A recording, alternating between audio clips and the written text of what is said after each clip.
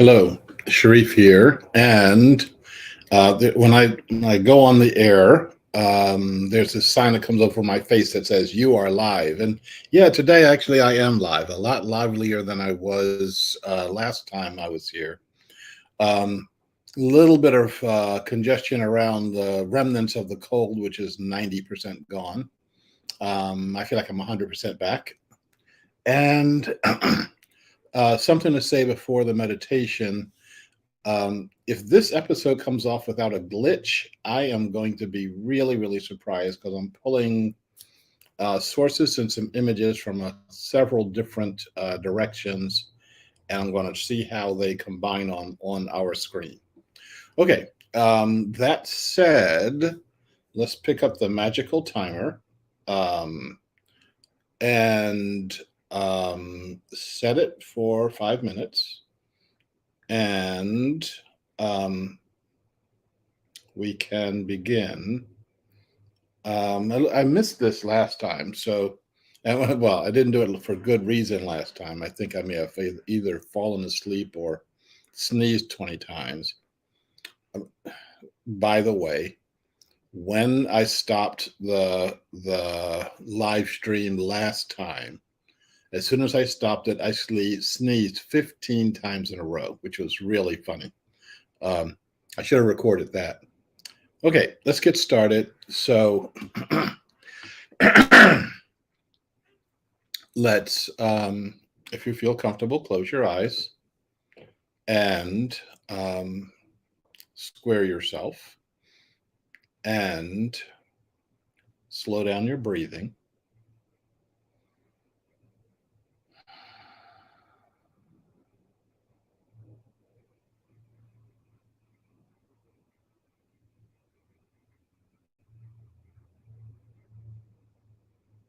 Make yourself aware that the consciousness you are experiencing right now is the same consciousness from other perspectives that other beings are using also.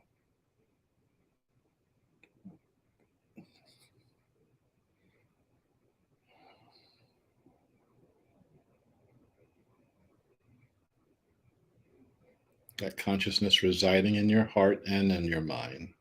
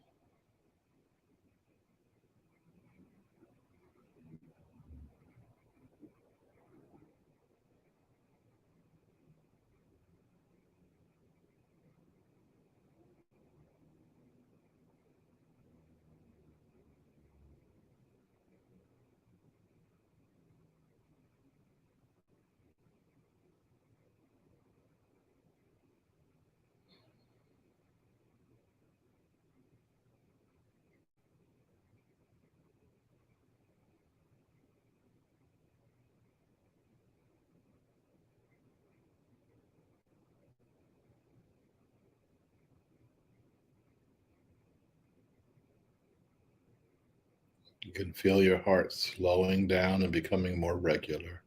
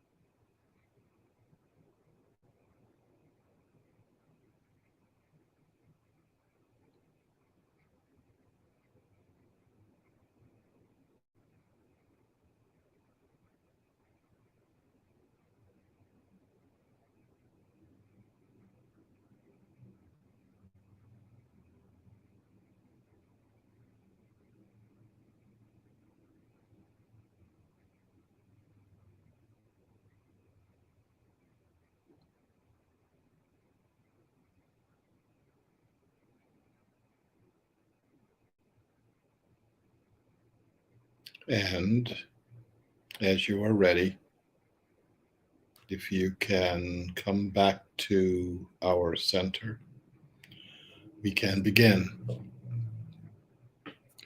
I'm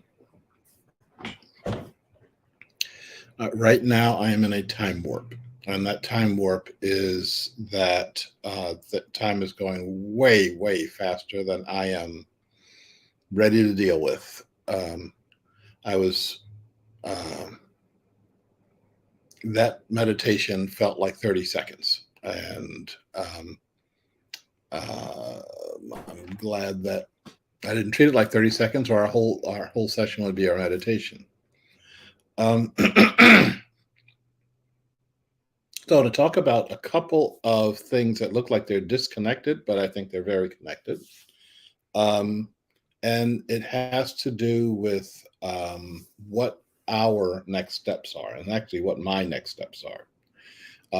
Remember, I said that my intention is to do um, a workshop or a training of some kind starting in the fall, and I've been sketching that out, laying it out. And while I'm doing that, I've been bothered by something. And the thing I've been bothered by is that for the longest time, the last maybe 10 years or so, I do something and it has an effect, but the effect is oh, there you are. Um, but the effect is minimal.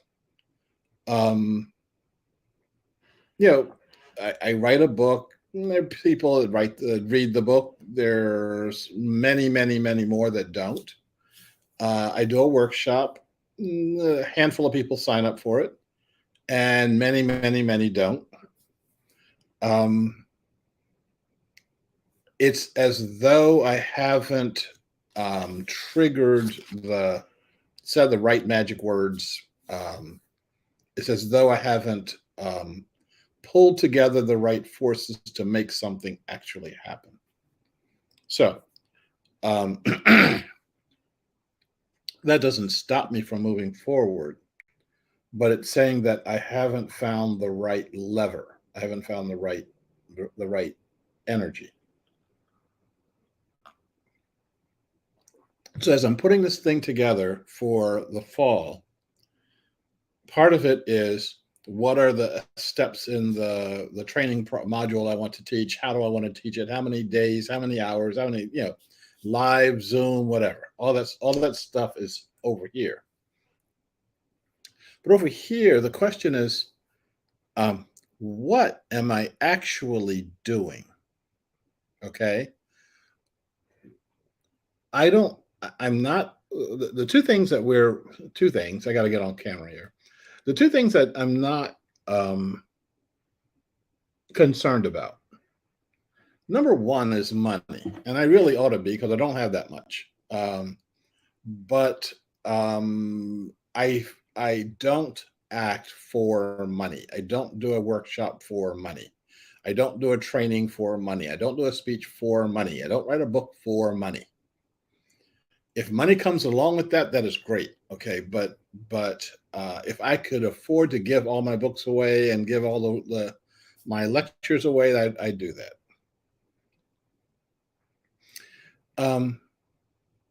The second thing is I'm not doing this for my personal fame and glory. If I could write all this stuff for somebody else to do, for somebody else to deliver, I'd do it. I'm sorry. I not only would I do it, I've done it. The years that I spent working in Sri Lanka, over a decade, all of that was focused on um, promoting Sarvodaya in order to end the war in Sri Lanka.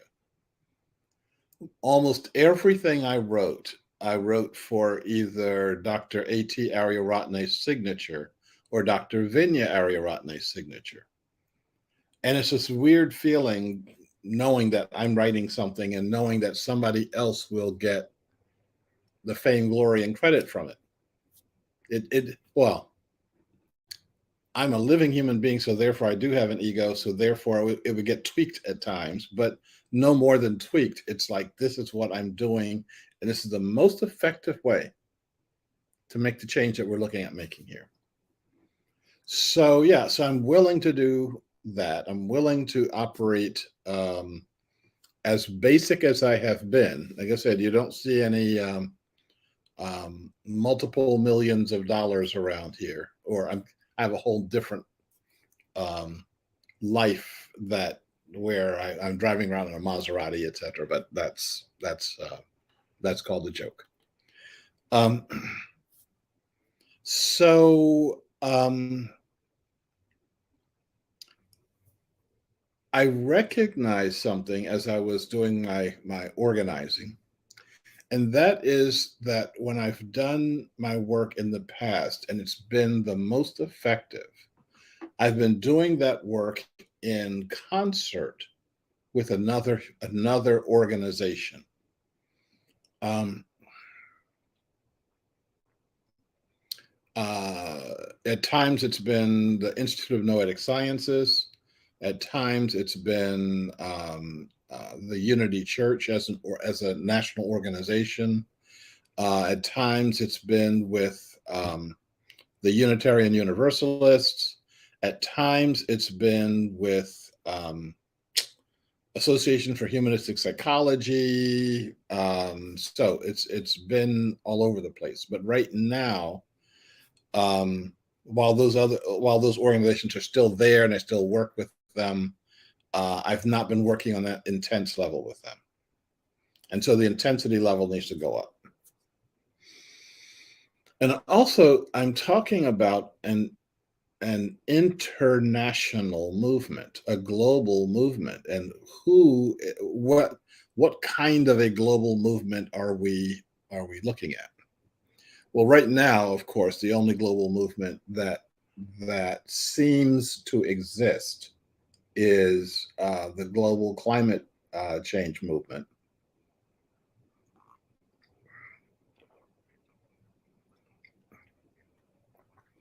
I say seems to exist because I don't think it really exists. Um, Everybody's concerned about climate change. And I looked at the BBC this morning, like 4 or 5 of their top stories on their news feed was about fires here, climate change there, sweltering heat, the world burning up. That's not a movement. That's almost an anti-movement. It's like, let's talk about what we don't want. People very passionately talk about what they don't want. I was very struck when Greta Thunberg when she came to the United States and she was doing her work around the country and talking to Congress, and she was using the phrase over and over repeatedly, creating a world that works for all. And I said, "Yay!" Like I said, I have a search engine out so that whenever somebody uses that term, I'm paying attention to how they're using it. So great, the term gets used, but beyond saying that, how do you actually make the world work for all? Well, I don't think you do it with a demonstration, or I should say very carefully because of what I'm about to say later. I don't do it. I don't think you do it with a negative demonstration. I don't think you do it by getting out with a placard and say, stop doing X, stop doing the war, stop doing climate change, stop doing anything. People don't stop because they see a poster saying, stop doing X. People change when they see, stop doing X and start doing Y, okay, or A.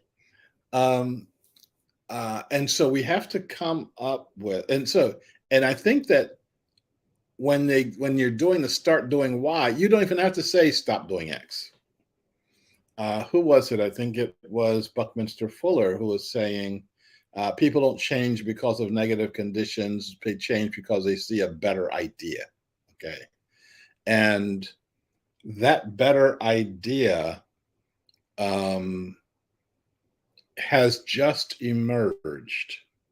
And this is a place where I would hold up a copy of Birthing the Nation of Gaia.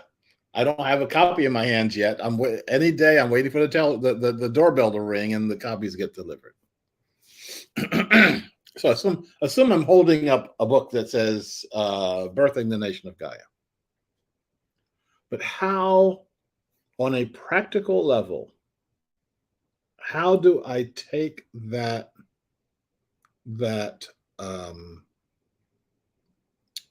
concept and turn that into a movement? Okay, so that's my thought right now. That's my goal right now. Let's take all that and put that over to the side here. We're going to come right back to it, but I want to talk to you about something that is a global movement. I think has been a fairly negative global movement. And this is where my slideshow is going to be. Okay, got 1, 2, 3, and third one is not going to be done. Let's put this over here. I have set up 2 screens, main screen and side screen over here. And I feel like I need 3 or 4 screens. I think my whole wall needs to be different screens here. Okay, so I want to show you a picture that I took, I think 2 days ago. And this is a picture that is right outside my window. This is 2:00 in the morning. And yep, there it is. This is a picture of a guy who's sleeping out on my sidewalk or across the street on the sidewalk. Now, people set up their tents there, but this is the first time I saw someone actually just got a blanket and curled up and slept right there. And this is actually at 3:00 in the morning.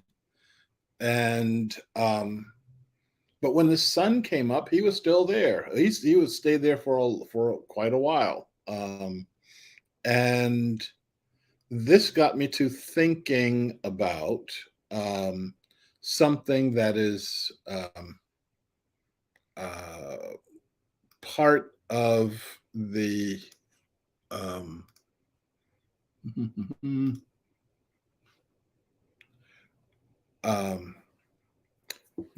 part of a movement that's started in Asia, but okay, stop screen, share screen. And I've talked about this some before, but there are actually books written on this now. And this is the concept of Tang Ping, which translates in Chinese as the art of lying flat. And this is an interesting article. I'm going to put the article in the chat. If I can. This is the technical part where I'm trying to do, I think, a few more things than I can do. So that is now in the chat. And if you don't get it, because StreamYard gives it in different ways, just send me a quick note and I will get that to you if you are interested in it. And this is especially true for those of you who are watching via recording. Okay, so this notion of lying flat means non-participation in the system.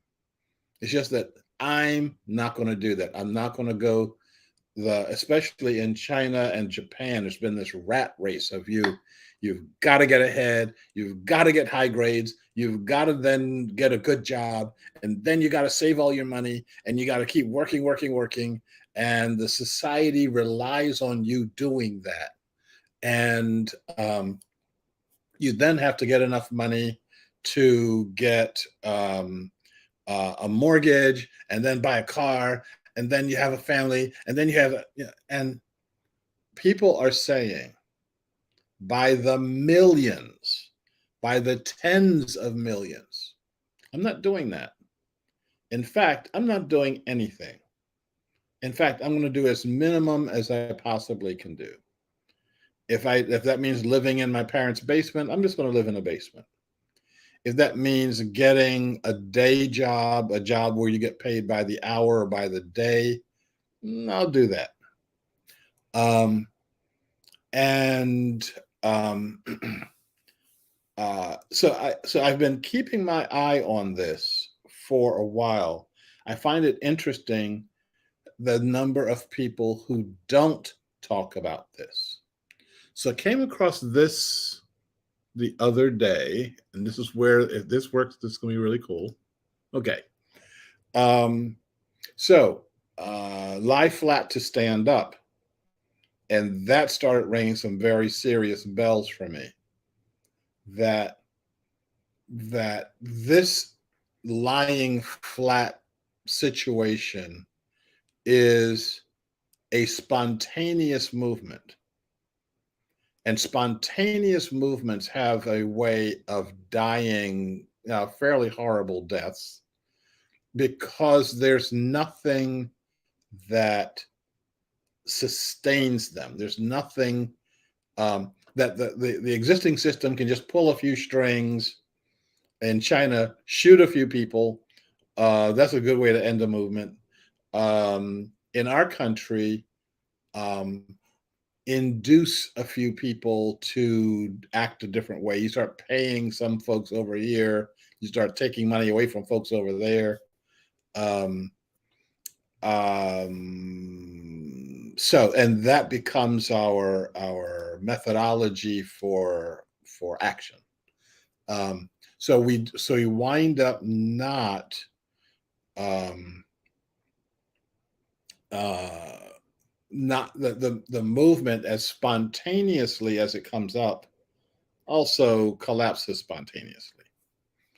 This is an example of what I talk about in the book of the holonic mind or holonic consciousness that can lead to holonic behavior, where people start acting not for their own interests, not just for their own interests, but start acting for a larger interest. What happens when enough people pull out of that system? Well, what happens is the system collapses. Will that happen here? Without structure, that's not going to happen here.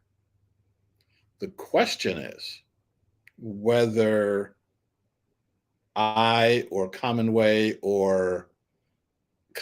plus some other organizations provide that structure. I'm going to be, where's my marker? I'm going to be getting this book here, Tang Ping, The Art of Lying Flat. And the author seems to be oldcynic.com.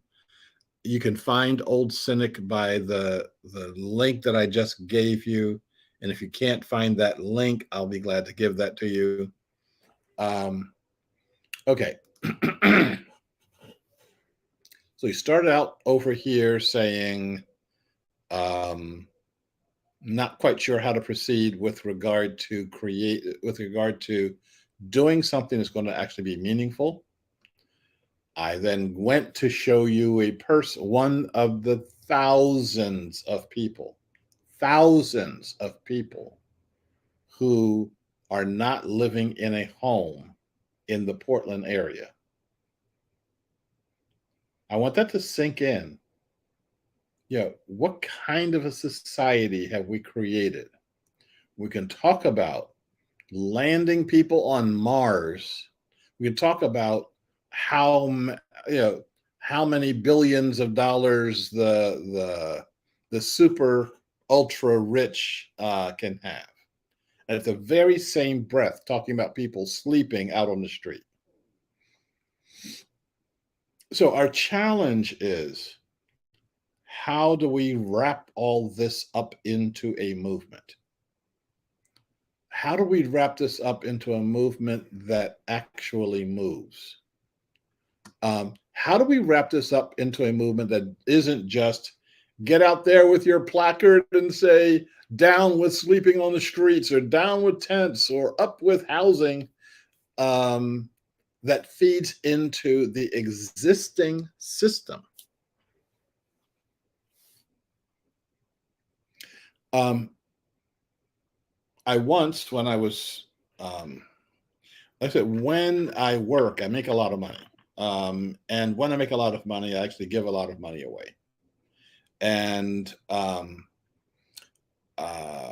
I was saying to myself at that time that giving somebody 50 cents or giving them $1 doesn't change anything. So I would give people $20. And the $20 came with a string. The string was, you have to talk to me for 5 minutes and answer my questions truthfully for 5 minutes, and you get $20. I didn't care about the answer. I did care about the answer. I wanted an answer, but it wasn't, well, if you answer the wrong way, I'm going to take the $20 back. I mean, I put the $20 in their hand. And my question was, what are you going to do with this? And if they said, "Oh, I'm going to go buy some drugs," I'm like, "Well, let's see. I guessed wrong." um, and the answers I was getting they were not the answers I liked.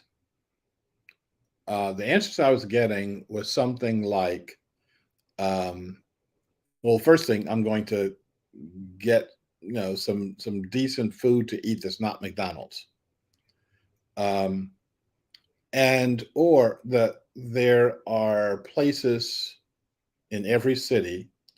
These are not officially sanctioned alternative housing, but people rent out rooms in their house for $20 or $30 a night, and you get a room where you don't have to worry about whether someone's going to rob you, and you also get a shower in the morning. And for those of us who have not had showers, having a shower is really important.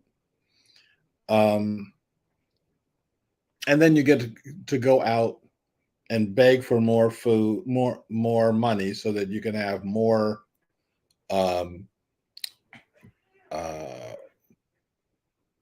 more food and more shower. And I realized this is just maintaining this person in this space. There's that we have to jump out of that space. And I've got some jump out activities planned for the person who's actually sleeping out on the street. And for those of you who are watching this, can act in a way that will help that person and help all of us have an alternative way of living, an alternative way of being in a society where we're not sitting here where every single action you take feeds the beast, where every single action you take, you make a little bit of money, you put it in the bank. Well, that bank is feeding the beast. Um, my banks are community banks and credit unions, and so I'm feeding the beast a lot less than if you're banking with Bank of America or whatever. Um, when you go to the shop, the grocery store, you're feeding the beast. If you're going to the organic grocery store, you may be feeding that beast less or differently, but you're still doing that. So, how can we get together and do the equivalent of lying flat, but do that standing up, and do that standing up in such a way that we create systems and structures that embody the feelings that we've got. I mean, we've got these feelings that say this is not the right way to live, and there is a right way to live, and that way is living with your heart, living connected to other human beings at the heart, living connected to all other beings at the heart. Um, One thing I realized this weekend, as I was thinking about what I'm doing, is um, if I'm going to do this, I got to get back out on the road. Um, I think Zoom is great. I think that StreamYard, the platform I'm using right now, is great. I like using it. I intend to keep using it, but it doesn't beat having face to face, heart to heart connection with people, and have that connection lead all of us, lead me. I may be in front of the group, but I need to be led also. Um, I'm going to talk another 4 or 5 minutes or so because I think this is an important point. Um, Dr. Martin Luther King, when they were doing the Civil Rights March in Washington, the really big march, the I Have a Dream March, two things happened to him that day. I thought was really interesting for the holonic mind. Um,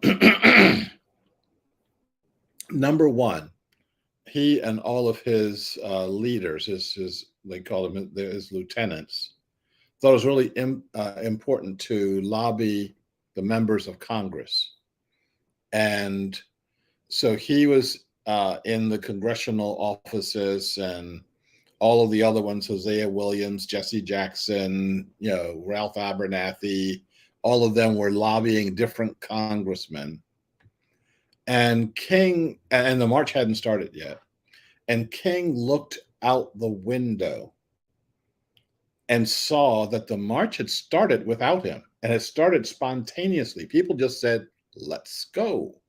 And so the march is walking, the people are walking past Congress, and King jumps up and literally has to run a block to get in the front of the march to lead it. Okay.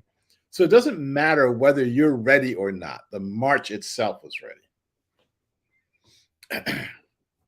King had spent literally days working on this speech that he was going to give. And it talked about, aspirations, and it talked about all the problems, et cetera, et cetera, et cetera. So he's giving this speech. And he was a Baptist minister, so he knew how to give a speech. But he was saying later, he said he didn't feel that he was connected to the audience.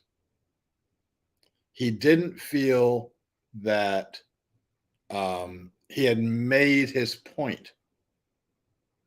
And he had come to the end of the speech. There's no more paper there. And so he then said, without knowing what he was going to say next, he said the term, "I have a dream." Now, of the entire speech, what he said after that is the only thing people remember. And that's another example of the holonic mind. That what he said, I'm sorry, I don't think he was saying it. I think the speech was saying him. What came out of his mouth has the power to move us even decades later. And so our challenge right now is for us to lead, but our challenge is also that we have to be led. Now, the challenge is also that being led may mean doing something that is uncomfortable. It may mean doing something that is um, temporarily illegal. Almost nothing about the civil rights movement was legal. It may mean acting in ways that we had not envisioned in our future. Again, I'm using an example of the civil rights movement, but many of the movements that we had in our society are movements of our that are that are social movements that we could not have predicted. How could we have predicted having a bunch of college students dressed in their Sunday best, sitting down at the Woolworths counter asking for a hot dog and a Coke, how that could trigger a revolution? So, as I'm doing my part, which is sitting here trying to organize something that I'm going to take on the road through this country and through as many different countries as I can, looking at my piggy bank. How can we use that to get to the point of standing up and standing up for a whole different society? Okay, I'm done. Look forward to the next few sessions that we've got to look at what does this thing mean, and to enlist your help in your area of how we can figure out how to stand up for creating, for birthing the nation of Gaia. Okay. May all beings be well. May all beings be secure. May all beings be happy. Thank you, and I'll see you next time.